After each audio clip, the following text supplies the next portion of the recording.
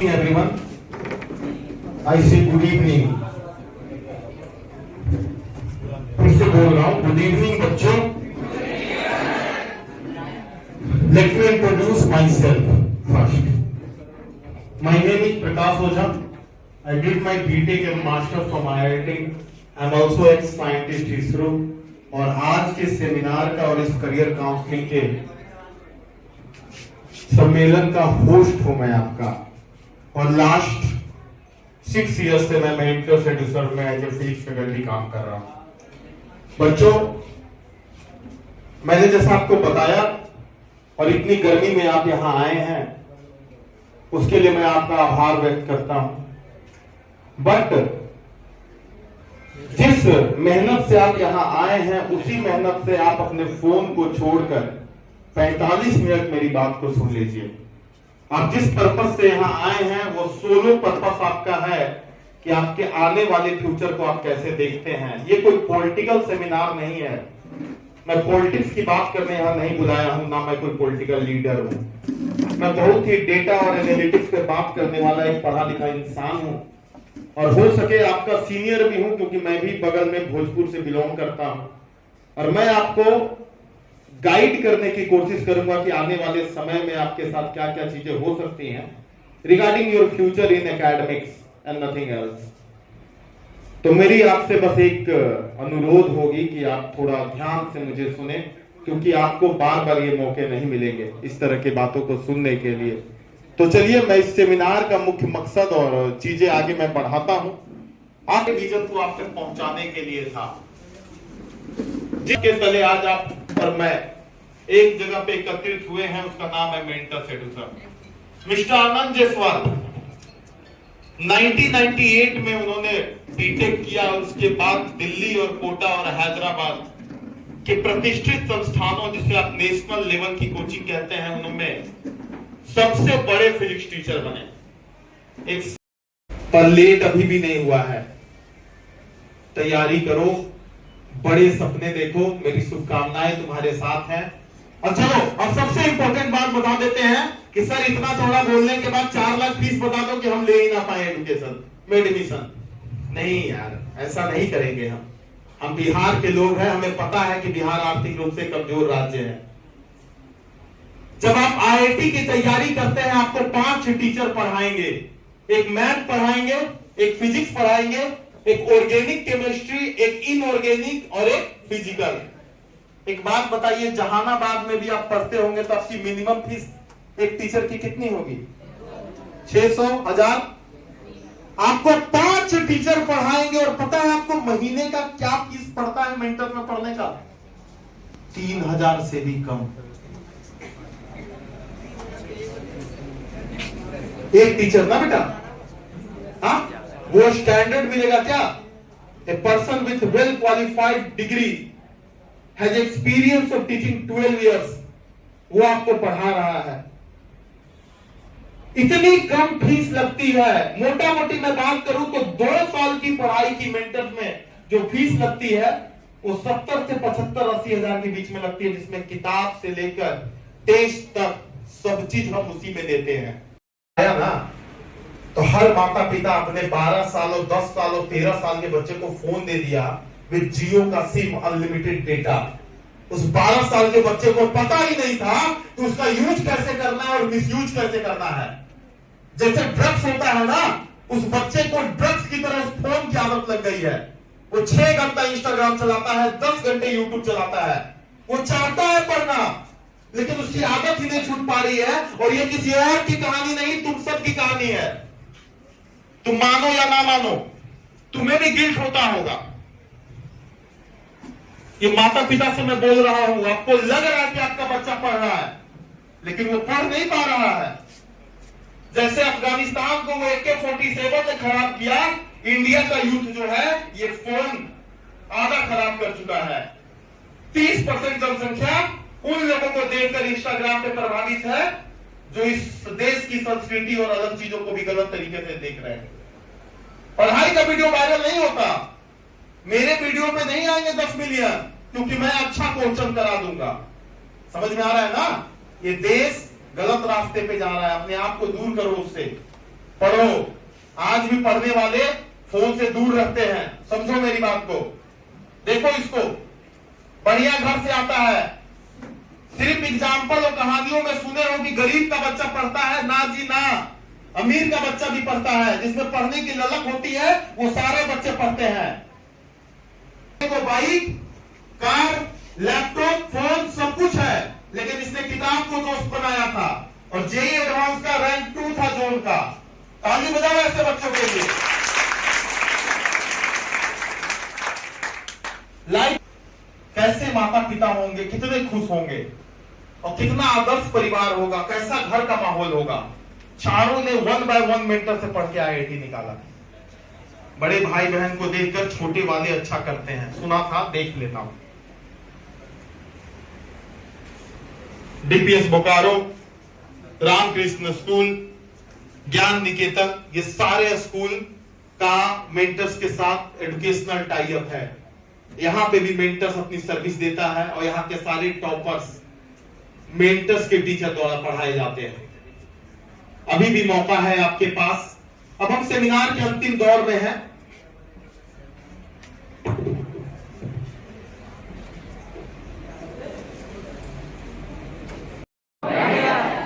But एक 70 साल के अंकल जी को पैसा के साथ शोहरत भी चाहिए होगा कि नहीं? एक बात बताइए, आप सभी के माता पिता भी होंगे, आपके माता पिता को सिर्फ पैसे चाहिए कि आपका फ्यूचर भी चाहिए? That's the thing। तो आप सिर्फ ये बोल नहीं सकते कि सिर्फ पैसे से सब कुछ हो जाएगा। मैं 4-5 बातें बताता हूं, आपसे कम से कम 10-15 साल सीनियर हूं मैं, और आप बड़ा भाई मान लीजिए, दोस्त मान लीजिए, जो मानना है, टीचर मान सकते हैं, क्योंकि मैं 10-12 साल से यही काम कर रहा हूं, बच्चों को समझा रहा हूं, पढ़ा रहा हूं। बच्चों, 5 बेसिक रिक्वायरमेंट है। पहली रिक्वायरमेंट है पैसे की। दूसरी रिक्वायरमेंट इस देश में जो सबसे जरूरी चीज है मैं बताता हूं, 25 से 28 साल तक मैक्सिमम कोई इंसान पढ़ता है। मैंने 25 साल की उम्र में इस देश का one of the most reputed exam ISRO qualify किया था एज ए साइंटिस्ट। 25 साल की उम्र में क्वालिफाई कर गया था। लोग 25 साल तक IAS भी बन जाते हैं, 30 साल में भी बनते हैं, लेकिन 25 साल, मोस्टली 30 साल तक इंसान पढ़ाई करता है। लेकिन मैं एक बात बताता हूं, आपके मम्मी पापा या कोई भी सीनियर आपने देखा होगा, वो 60 साल की उम्र में रिटायर होते हैं। जिंदगी का सबसे बड़ा उम्र आप काम करके बिताते हैं। अगर ये 30 साल आपके मनपसंद का काम नहीं मिला तो ये जिंदगी नर्क बन जाती है, और जब आपके मनपसंद का काम मिलता है तो ये जिंदगी, ये पृथ्वी स्वर्ग बन जाती है।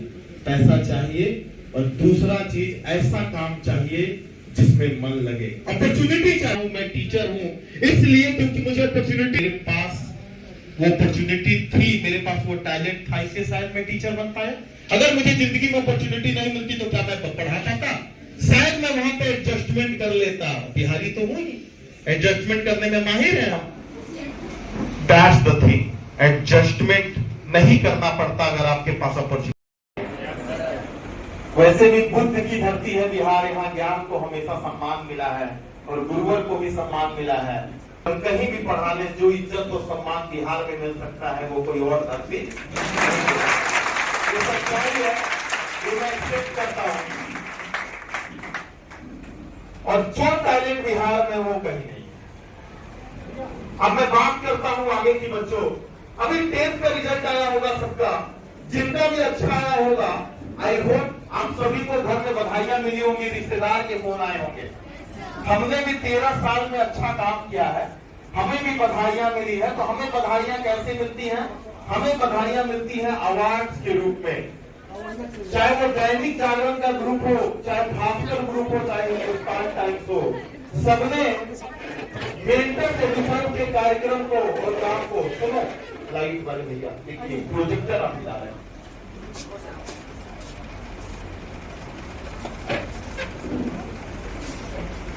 आप सभी लोग अपनी अपनी पोजीशन ले लीजिए, और I think hall is full. एक और बात है, आ जाइए, कुछ बच्चियां हैं और जगह है क्या हमारे?